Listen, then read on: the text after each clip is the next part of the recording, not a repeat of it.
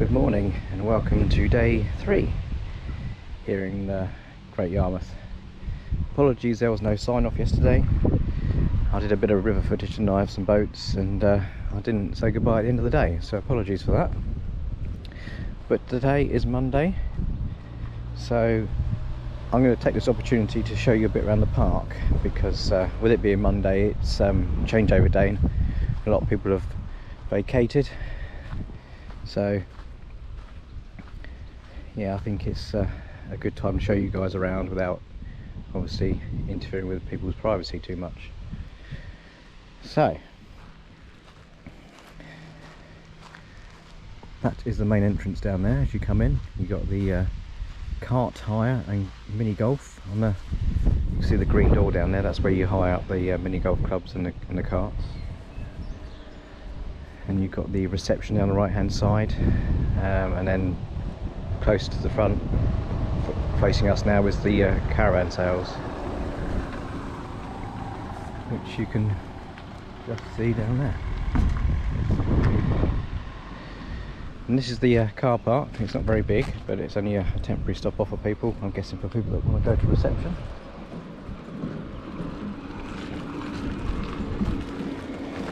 And just here you've got the entertainments venue where you've got the bar and restaurant, arcade, and the entrance to the outdoor swimming pool called the Air Mill. And on the right hand side here you've got the hard court, which people use for football, basketball, cricket, you name it. Any ball sports you can play in there potentially.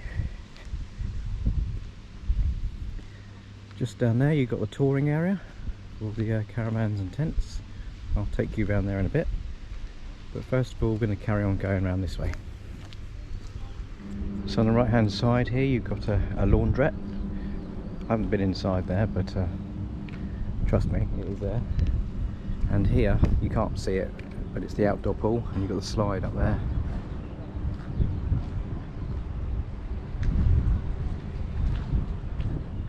I don't know whether you saw anything at all then, but I'm sure I'll get a shot of that at some point before I leave. So here you've got some more caravans. You've got area A, B and C. C is the one that I was in before. You've got area G down there as well. Yeah, C was the one I was in before and got moved.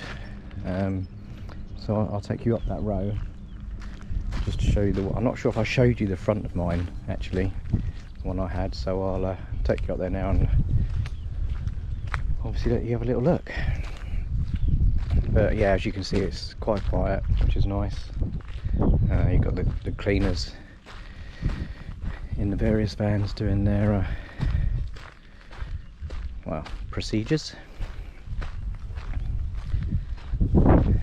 Hence why there's bags of laundry out on the path side here for it to be collected or put inside. It looks like it's new stuff, so it needs to be installed. I wasn't sure if it was the dirty stuff that had been put out to be collected, but it looks like it's the new stuff to be put in.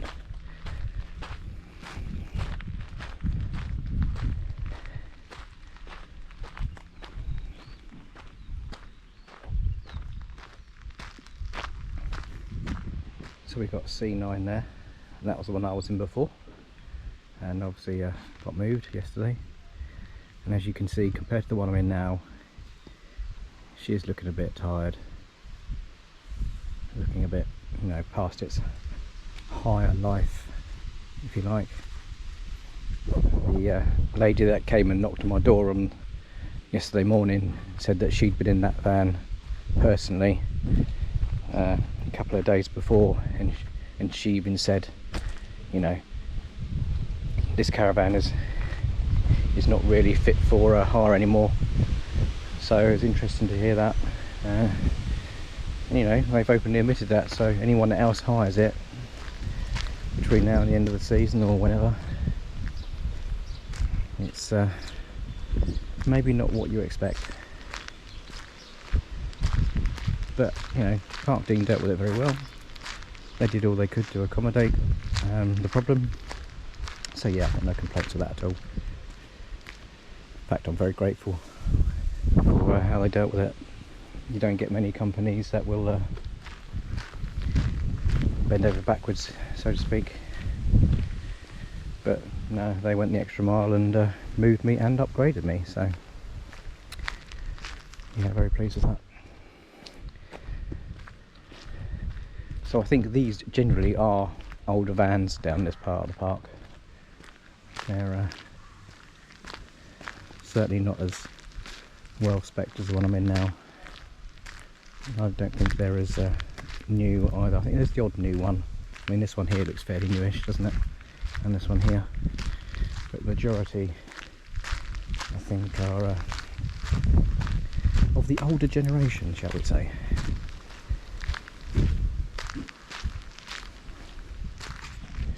So, just to give you an update of what I've done so far this morning, I got up at 8 o'clock, got myself ready, and then I went for a swim. And I didn't realise when I got to the pool that it was actually owners only swim from 9 o'clock until 9:45. So I just sat there for a bit, waited, and they were all out by 25 to 10, so the guy said I could get in, so I did. Nice heated pool, and actually had it all to myself, which is very nice. So yeah, I did that, came back to the van, had a breakfast, washed up, put everything away, and now I'm coming out to do this for you guys. And later on I might venture along to Horning, I think. Do a bit of boat footage from Horning.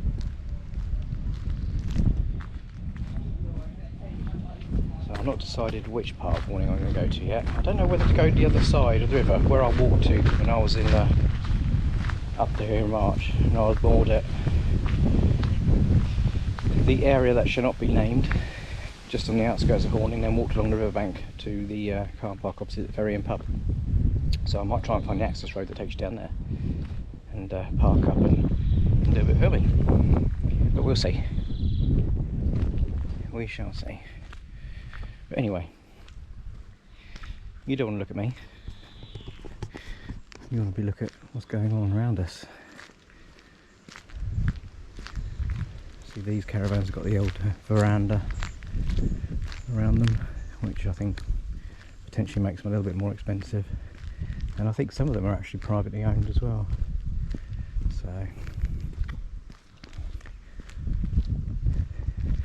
there's actually a path the other side of those trees, which I'll take you to another day. That takes you all the way down to the river, and you can just see the very start of Braden Water, and I think it's Good Child Marine at Borough Castle. It takes you right down to the waterfront, so I'll take you there another day. Go and see what boat action we can get down there. I did a walk down there Saturday afternoon while I was waiting for the van to be ready, and saw a couple of boats. I think it was a Richardson's Commander or a Commodore, and then I don't know if it was Broadlander or Broadway go past me.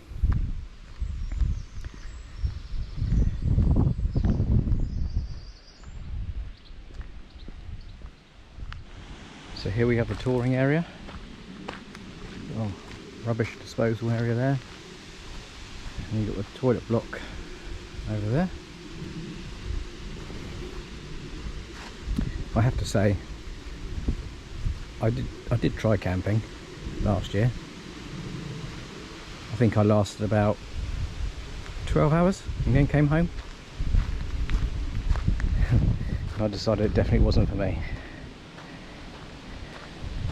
Bought all the gear, and I mean all the gear: tent, sleeping bag, gas stove, all the things that you go with it, you know, like plastic cutlery and plates and everything, and I lasted 12 hours. It was horrible. So yeah, won't be doing that again in a hurry. think a lot of those vans there are residential actually. I don't think there are hire ones.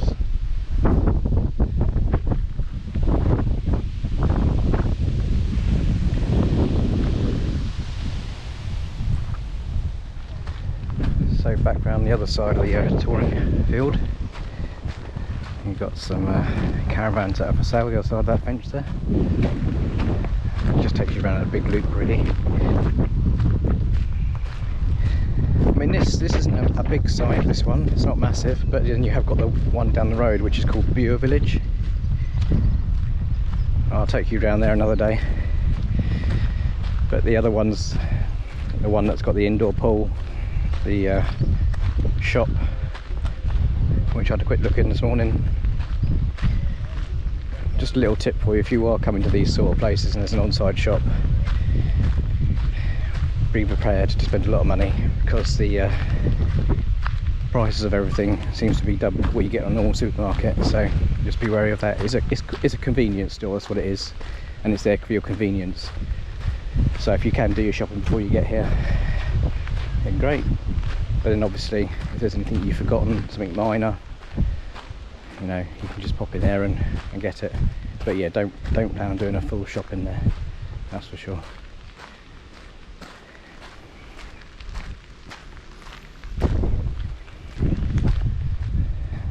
So back down in front of us there, you've got the caravan sales and reception again, and my van is just down here.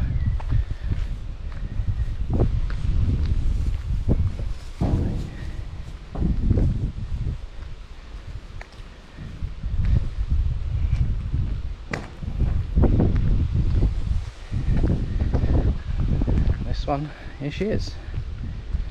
So I'm going to get myself sorted out now, and then I'll head off for the rivers. So for those of you that visit Horning by car and find it a struggle to park somewhere, there's actually a road opposite the Staithe that takes you up a small hill towards the village hall, and as you can see there's ample parking, and it is free of charge. So if you do struggle to park down by the Staithe, down by the river, or down by the Swan, and don't want to pay for the Swan's public car park, then just come up here to the village hall and park free of charge. And as you can see there's a sign there that says village centre and river, which is just down this way. So I'll show you the road that you need to turn up when I get to the bottom of it, just so that you guys know for future.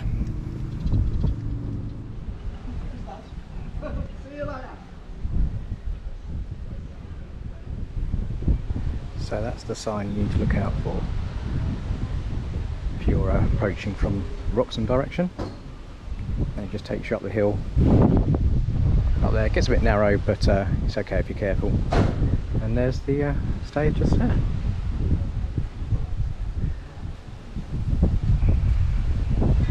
Let's go and find some boats. Do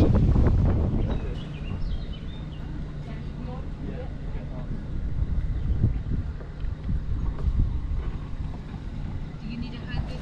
See, I've kind of tied it, Tony.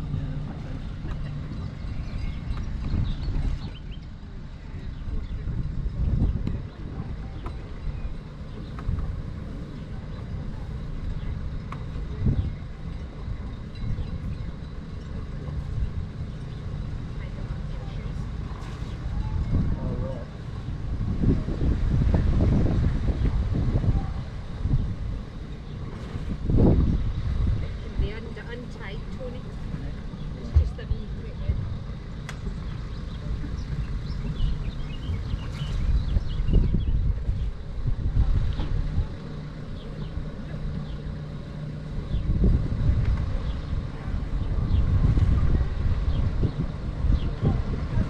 I gave it too good a tie.